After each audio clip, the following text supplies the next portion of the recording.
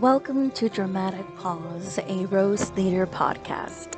On today's episode, we are talking to Stephanie Jacobson about puppetry in the upcoming Corduroy production at the Rose. Welcome, everyone, to another episode of Dramatic Pause, a Rose Theater podcast. We have a very special guest coming to our channel today, and it is Stephanie Jacobson, the director of our upcoming 2021-2022 season show, Corduroy. Well, Stephanie, thank you, Leslie. could you give us the pleasure of introducing yourself?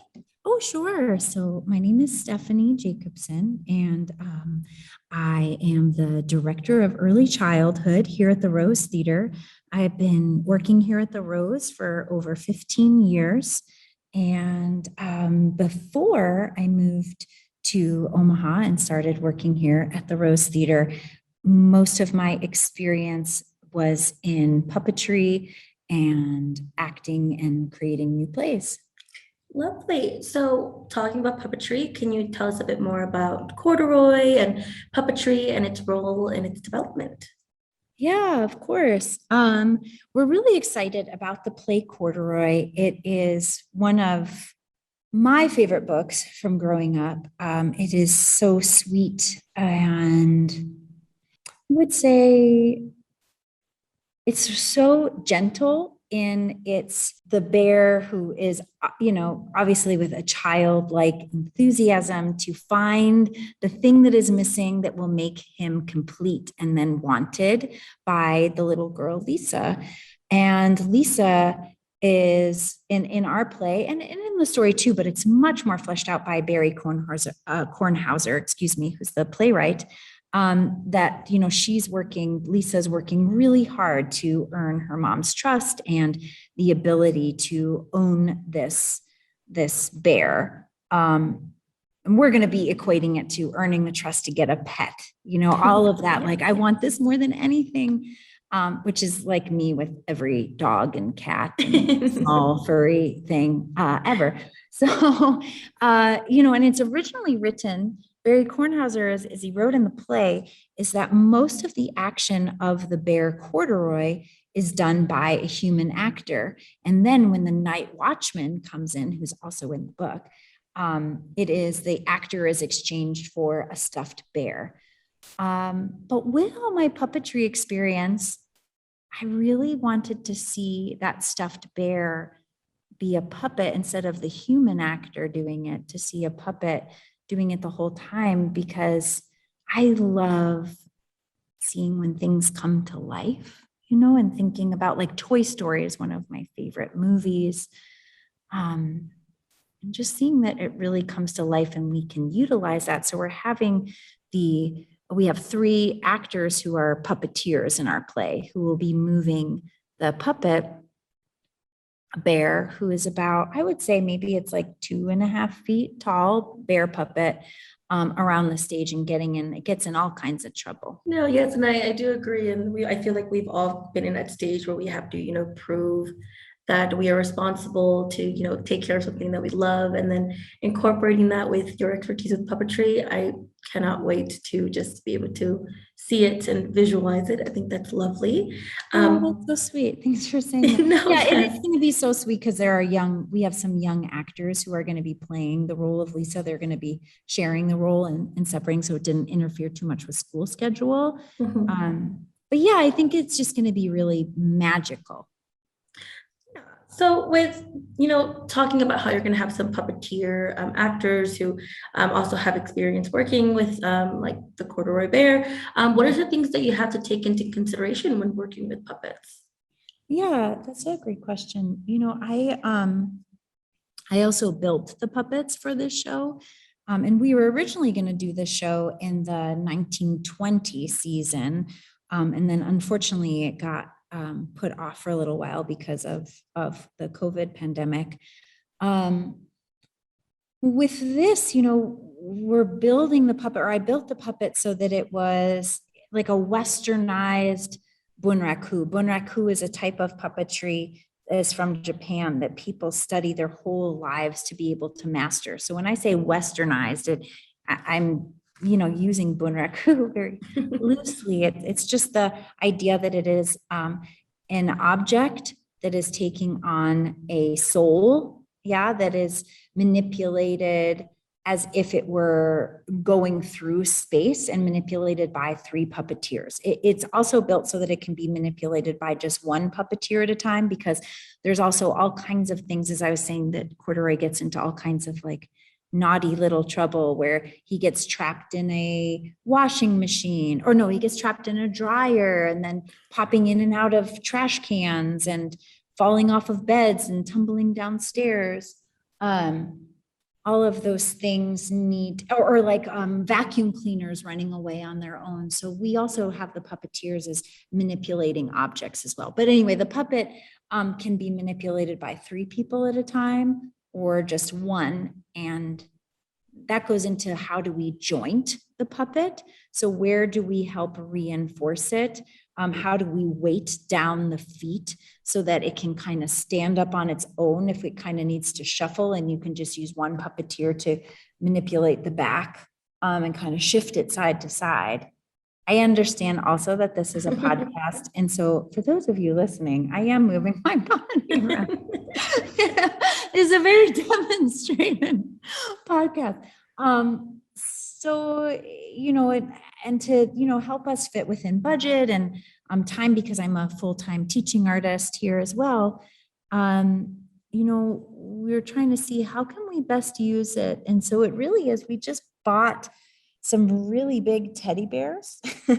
And then I took a lot of the stuffing out and reinforced the neck and took some of that out so that the neck and head can turn all the way around, and put a handle in the head, in the back of the head, and took out some of the stuffing in the middle of the body so that there's a nice handle on the back, reinforced that where the hips so that it can sit down very easily, reinforce the knees so that we can do some real stepping, and weighted down the feet so that it can actually stand up all the way like a real live boy, and so that we can move it like that. Plus put some little handles in the feet so that we can walk it from behind. There's a lot of things that the puppet needs to do. And so when in building it, I wanted to, have it so that when you're building a puppet, I should have just started with this. You need to think about not only like what the character is, but like as a puppet, what are the actions it needs to do? And not only the actions, like it needs to walk, but also it needs to be able to run. It needs to be able to like hold on to someone. It needs to be able to look at someone in the eyes. Like what are all the things that it needs to do to connect to either another puppet or a human on stage? And so in thinking about all those things that it needs to do, how does it need to walk upstairs? It needs to be able to rotate. One person needs to be able to manipulate it. All of those things to build it in that way. And also I built 2 of the puppets as well, so that if something goes wrong with one, right away, we're able to switch it out.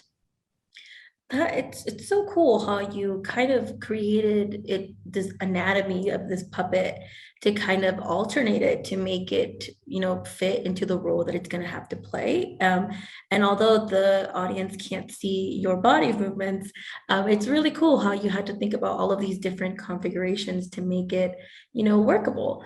With that said, I know you said that some actors have worked with puppets before, but what are some tips or instructions that you need to give them when puppeteering on stage, especially if there's other props and things around them?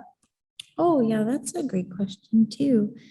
I'm also going to say one more thing. When you're building a puppet, that's what I like about saying, like for this, that we just bought these bears and then configured them to work for it. So not only thinking like if you don't know how to build something from scratch, it's okay to take something and make it work for you. There's so many ways to create a story and manipulate and do all those things. So I think that that's really important for any young people that are listening too. Just because you don't know how to do something from the scratch part means you can't figure it out depending on the time and the budget and all that. But you also have to think about how long does it need to last. So thinking about how do you need to reinforce things and build things so that it has, like I used a lot of elastic in the joints and a lot of reinforcing, like double sewing things over with elastic thread, as well as re-sewing and covering things in some really heavy duty fabric so that things are being built and supported to lift the weight of things. Anyway, but you're talking about advice for puppeteers. Luckily, I have 3 puppeteers on this project that have all done movement theater and puppeteering before. And I think the thing is to know how your body works and to be able to say yes, to be comfortable working in really close proximity to another human being, because you're always in these weird little spaces. And as well as being, puppeteers are like dancers and athletes, where they really have to know how their body works and stay in good shape so that, if you're holding your body in one position, not only is the answer like, oh, maybe I need to be stronger in this way to help support my body, but also what's a way to do it smarter so my body can take really good care of itself, still do the same thing, but do it in a smarter way. So the answer is not necessarily to work faster, but work smarter. And I think the most important thing for a puppeteer is just to stay playful. And I have found the best puppeteers are, in addition to being in their bodies, are really good storytellers and actors. Because if you start, every puppet has to start with the thought of what the puppet's thinking, what the character is thinking of. So to follow the thought, and then the body follows after that. That's great. And I love how you not only, care of your body, especially when you're working with puppets, but I also, going back to what you said previously, really do think you're absolutely right with it's completely okay to not start from scratch and start with what you have around you and building on that. And I think was beautifully said. Yeah. And you got to just try stuff too. I said, I think I can do this, but I went to a thrift store and I bought a little teddy bear, and I just made a tiny version of this first to be okay, what would I do? Let me try a bunch of things. And, to always say, I'm going to risk, I'm going to fail, and I'm going to risk again. Don't stop until you get it right, and don't think it's going to get right on the first time, which is really hard. It's hard to have faith in yourself, but also trying on a smaller scale before doing a bigger scale. And that helped me really figure out what would be the budget, what would be the cost of doing it too. That's, like you said, don't, work harder, work smarter. Mm-hmm. Mm-hmm. With how, puppetry centered Corduroy is, because Corduroy is a puppet. How would you say puppetry is important in theater overall? Well, it's one of my absolute favorite things to watch. There's something, I'm thinking about puppets. It's you are putting a soul into an inanimate object. And there is something, at least that I find I can't take my eyes off of with that. It's just really, you tend to pay attention to the very tiny details because it's so out of the ordinary. And I really appreciate doing puppetry in theater. I have participated in puppetry on film and watched a lot. I'm a huge fan of Sesame Street and, all Jim Henson Company and all of these things. There's something really that almost makes time stop when you're doing it in live theater. And there's so many different ways to create puppetry.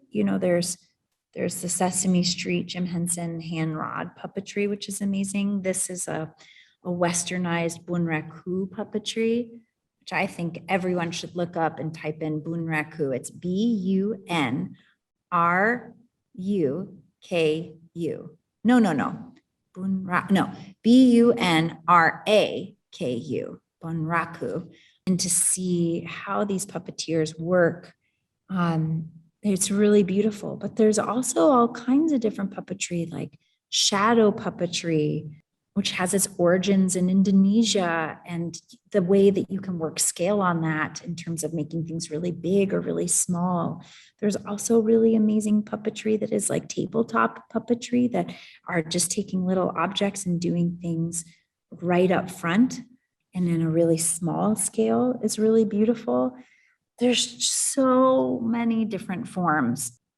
And so I think that puppetry, not only does it catch your attention like that, it makes you see things in a little different way.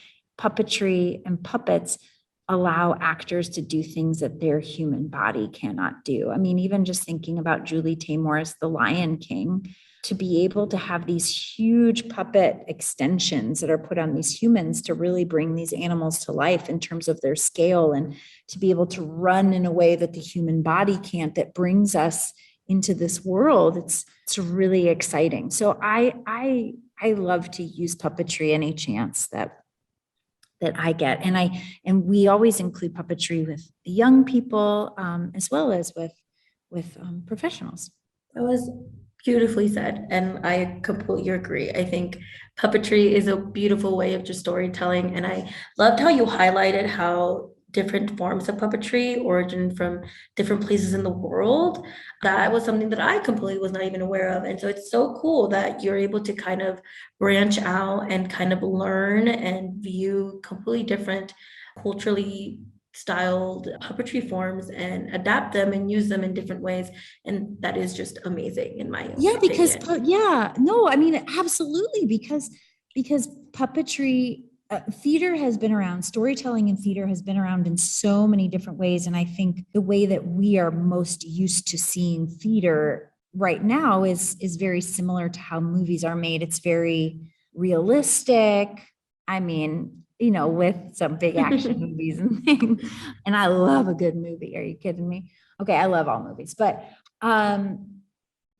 there's something really theatrical about thinking about how stories were created for thousands of years and in different kinds of storytelling, even thinking about mask work, ancient Greece, and thinking about mask work that then, all this commedia dell'arte, which is very similar to like how we follow the thought.